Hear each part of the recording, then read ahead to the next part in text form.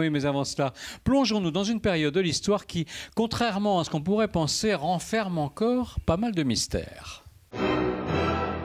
En 2011, plus de 70 ans après la fin de la Seconde Guerre mondiale, une certaine Brunhilde Pomsel prend la décision de s'exprimer. À l'âge de 102 ans, elle accepte de répondre à un collectif de journalistes viennois.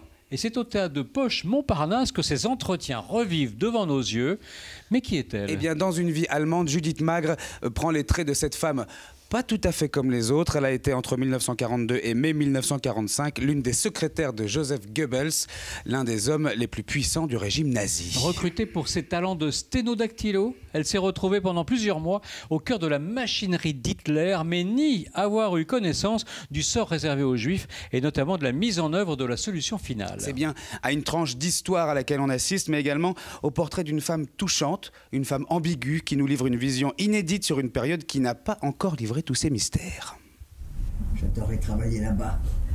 Oui, j'ai dû voter nazi comme tout le monde. Mais par contre, j'ai certainement pas voté nazi en 1933 quand ils ont gagné. Un jour, ils m'avaient convoqué pour me dire que les affaires marchaient plus très fort et qu'ils ne pouvaient plus me faire travailler que le matin pour un demi-salaire. Donc j'avais deux boulots, juif le matin, nazi l'après-midi. Beaucoup de choses se sont améliorées avec l'arrivée d'Hitler. Beaucoup de jeunes se sentaient libérés. Et il n'y avait pas de persécution des juifs. Tout allait très bien. On lisait bien dans les journaux que beaucoup de juifs émigraient.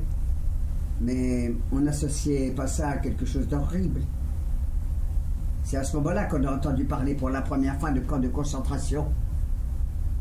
Ceux qui critiquaient le gouvernement ou qui provoquaient des émeutes étaient envoyés au camp pour être rééduqués.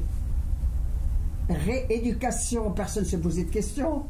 Derrière son petit bureau, Judith Magre s'est comme emparée de Brunhilde Pomsel et maîtrise toutes les couleurs des sentiments de ce que l'ancienne secrétaire a pu dévoiler aux journalistes de l'époque. Faussement naïve, réellement ignorante, dans tous les cas dotée d'un humour quasi cynique et d'une tendresse que l'on peut accorder eh bien, finalement aux personnes de son âge.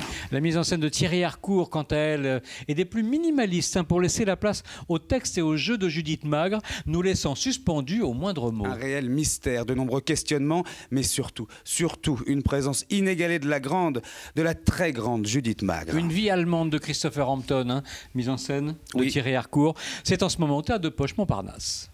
C'était à se demander s'ils n'étaient pas tous sous. Mais ils n'avaient pas le choix. Ils étaient ensorcelés par cet homme minuscule. Moi, personne ne me confiait rien. On savait que je travaillais pour Goebbels. Alors on ne disait rien devant moi. On ne voulait pas vraiment le savoir. Tout ce qu'on savait, c'est que la guerre était terrible, que le monde entier était contre nous. C'est difficile de se mettre dans l'état d'esprit dans lequel on était à l'époque. Anesthésié. Pourquoi je devrais me sentir coupable? Je ne me sens pas coupable. Comment se sentir coupable de quelque chose dont on ne sait rien? Remarquez, je ne crois pas que de nos jours, vous pourrez nous faire gober les âneries que nous avons gobées. Ce baratin. Je ne crois pas que on pourrait encore faire avaler ça aux gens. Je ne sais pas comment j'ai fait pour être si vieille.